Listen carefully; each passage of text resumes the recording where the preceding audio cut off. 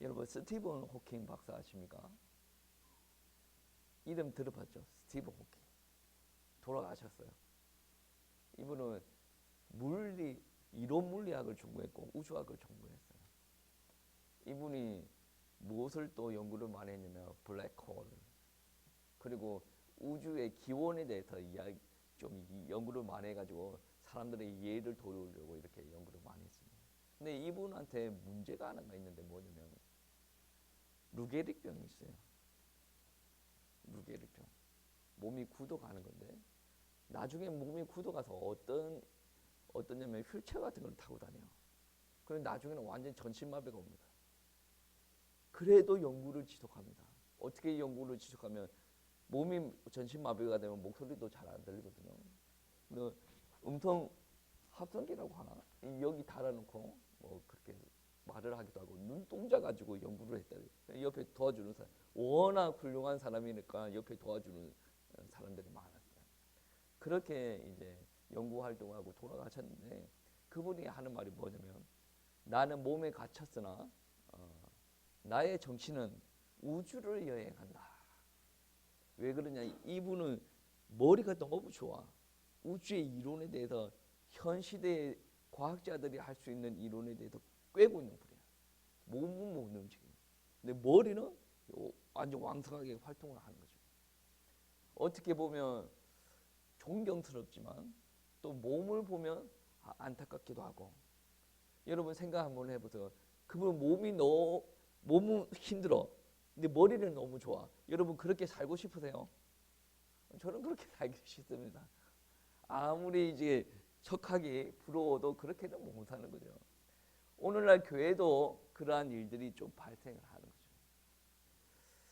교회를 딱 보면 교회의 이론은 너무 좋아. 그런데 교회의 모습들을 바라보면 은혜가 안 됩니다. 그래서 당신 교회 나와서 신앙생활 해볼래요? 그러면 안 해요. 물론 근본적으로 은혜가 없어서 그렇습니다. 우리가 이거를 좀 인지하셔야 돼요. 우리 삶의 모습이 전도지가 될 수 있다라는 것은 그냥 평범하게 지나다니면서 하는 말이 아니에요.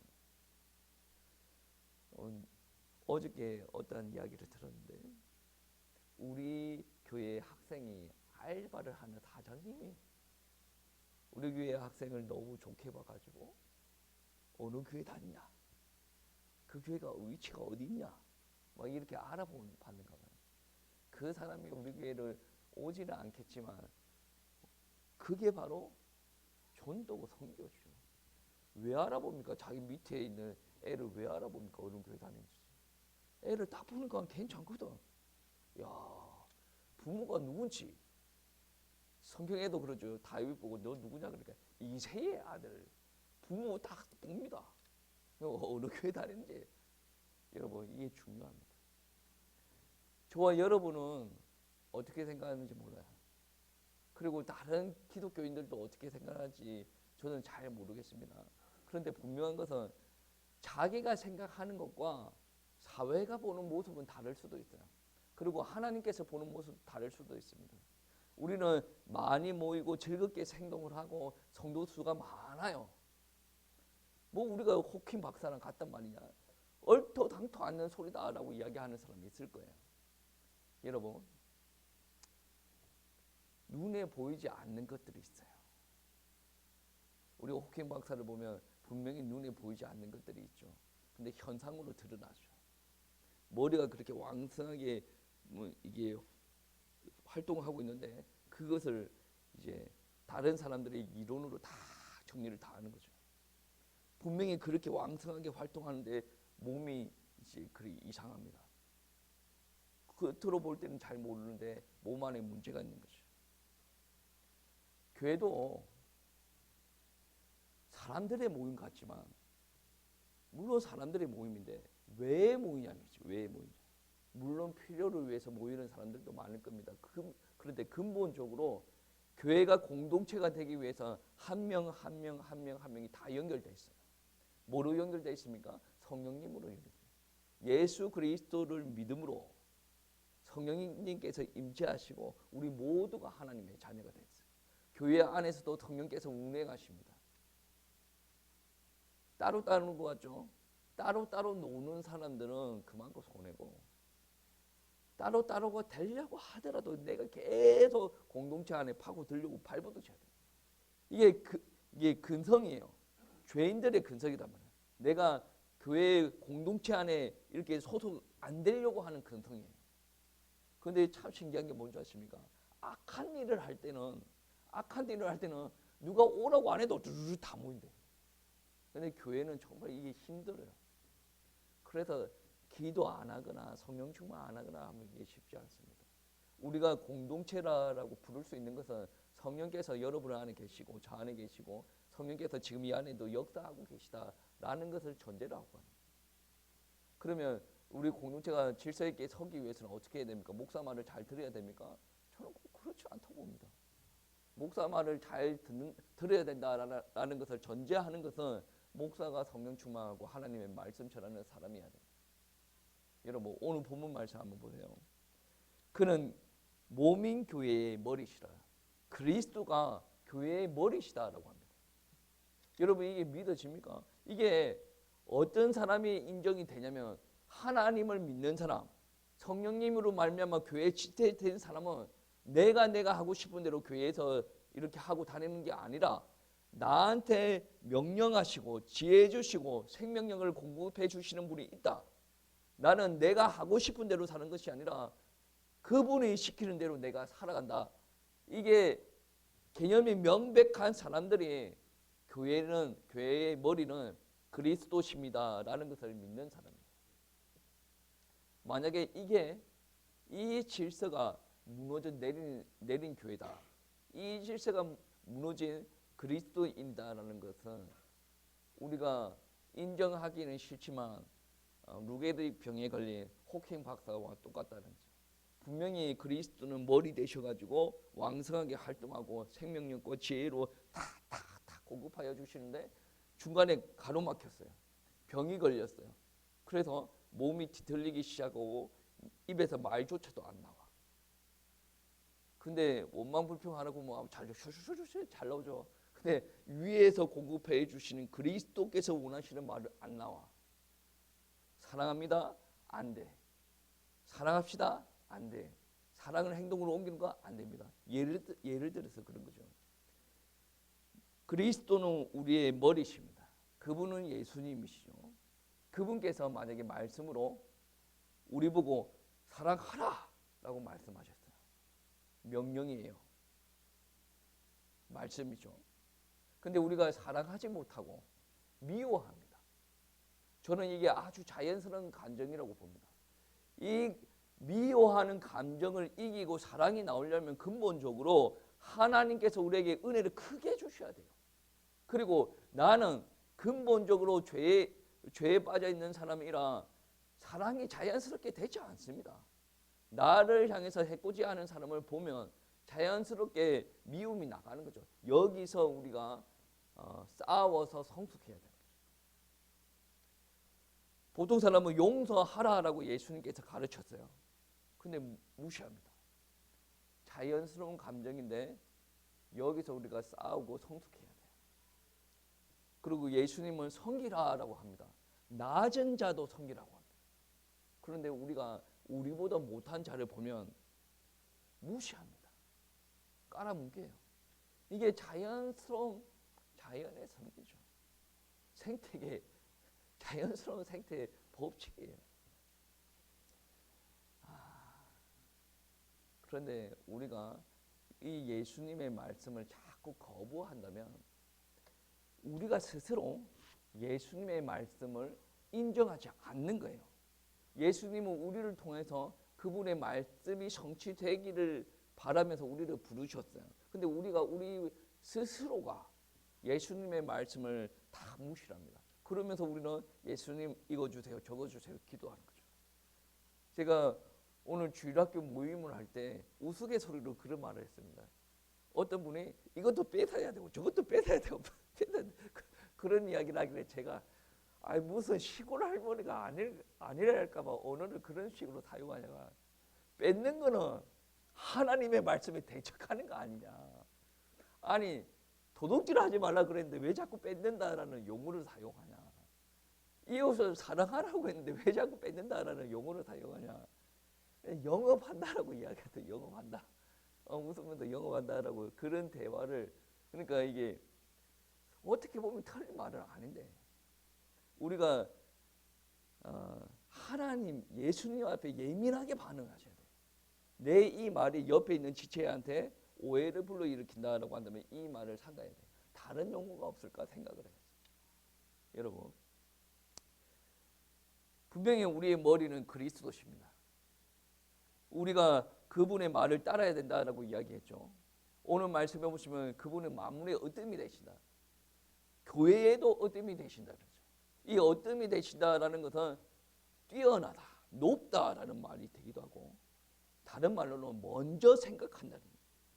뛰어나다, 어뜸된다 이 말은 모든 피조 세계가 자기를 먼저 생각하는 것보다 그분을 먼저 생각한다. 교회도 마찬가지입니다. 교회가 그분이 어뜸이 되기 위해서 우리가 신앙생활하고 그분을 높인다라고 이야기했을 때 그분을 먼저 생각한다는 거죠. 우리가 우리 개인의 편리, 개인의 바람 이런 거 생각하지 않습니까? 필요합니다. 그런데 그분이 먼저 드러나기 위해서, 그분이 머리 된 것이 드러나기 위해서 우리는 그분을 먼저 생각하셔야 돼요. 그분은 우리가 원하는 것을 먼저 생각한다라는 것은 머리를 무시하고 생각한다는 거죠. 그렇다면 우리가 한번 질문해 보세요. 내가 만족하는 예배 말고 여러분이 만족하는 설교 말고 어차피 여러분이 설교 만족하려면 여러분 목사들 다 갈아치워야 돼. 제가 훌륭한 목사님들 이렇게 한번 다 훑어봤어요.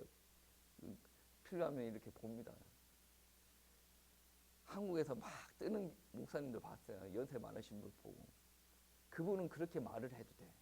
근데 일반적인 성도가 저 말 들으면 기분 나쁘겠구나.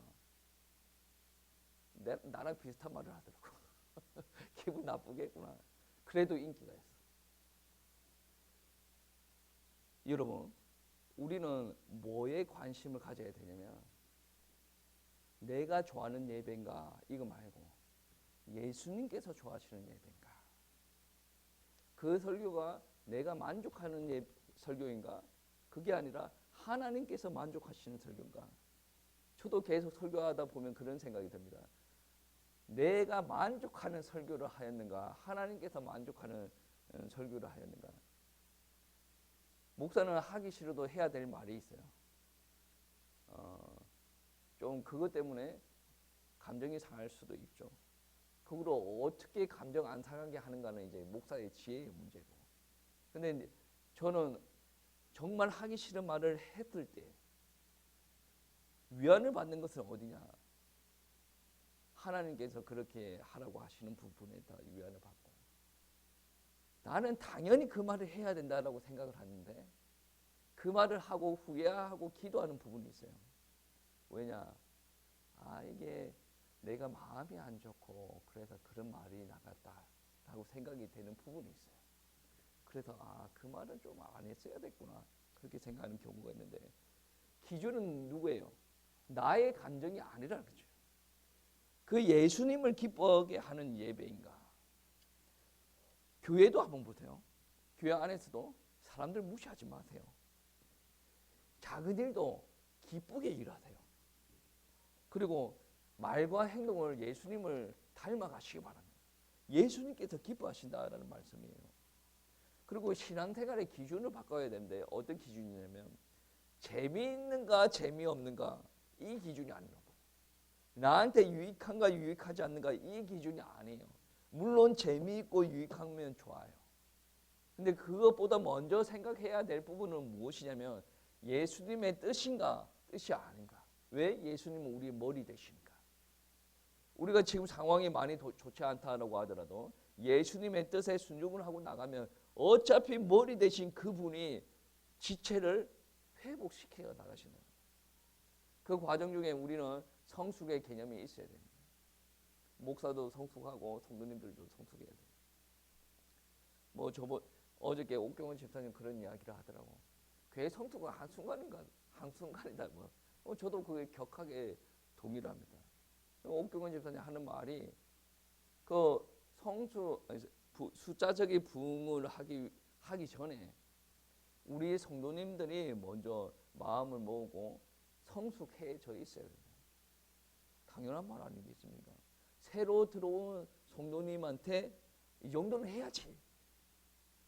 그것을 요구하는 것은 무리일 수도 있다. 신앙의 단계를 보면. 그러면 보여줘야 되는데 무엇을 보여주겠냐? 말로 보여주겠습니까? 아니죠. 우리가 신앙생활을 하는 것을 보여줘야 된다. 섬기는 거 보여줘야 된다. 여러분, 신앙생활의 기준이 내가 아니에요. 정말로 예수님이 되면 기준이 달라져야 돼요. 자화자찬 그런 사람들은 아멘은 안 걸리겠지만 내가 하나님을 온전히 믿고 가는가 이것을 점검할 때는 조금 문제가 있지 않은가 그런 생각을 합니다. 그래서 여러분, 하나님의 소원이에요. 예수님의 소원입니다. 교회가 세워져 가는 거 예수님의 소원이단 말이에요. 그러면 교회는 어떤 방식으로 세워지겠습니까? 예수님께서 머리시다라는 거죠. 예수님께서 마음대로 이 교회를 조종할 수 있도록 내버려 두셔야 된다. 마음대로 조종하려고 하는데 사람이 거기에서 개입하면 되지 않는다. 찰스 스펄전 목사님이 유명한 침례교회 목사님입니다. 이분이 어떤 이야기를 하냐면 목회론을 이야기하면서 목회자는 거룩해야 된다. 물이 흘러가는 수도관과 같이 만약에 깨끗한 수도관이면 깨끗한 것이 흘러갈 것이고 녹이 쓰러져 있으면 녹슨 것이 흘러갈 것이다. 목회자는 깨끗한 관이 되어야 된다. 이거는 경건생활, 성숙 다 포함하는 이야기지 않습니까? 우리 성도님들도 다 같이 성숙하는 입장에서 교회를 세워가는 입장에서 이뤄야 된다. 나의 지혜, 지식, 감정, 경험 때에 따라서는 이게 교회 성장하는 데 도움이 되기도 합니다. 그런데 하나님께서 원하시는 그 교회를 세워 가실 때는 그게 장애물이 될 수가 있습니다. 여러분 한번 생각해 보세요. 우리 교회를 개척을 시킬 때는 분명히 하나님의 뜻이 있었겠죠. 하나님의 뜻이 있다라는 것은 무슨 말입니까? 이 땅에 있는 교회가 다 잘못됐다라는 개념이 아닙니다. 하나님께서 만들고 싶어하는 교회가 있다는 거죠. 그런데 여러분이 이 땅에서 경험했던 교회를 자꾸 머릿속에 가지고 있으면서 교회는 이렇게 해야 돼, 저렇게 해야 돼 라고 이야기를 하면 어떤 일들이 생깁니까?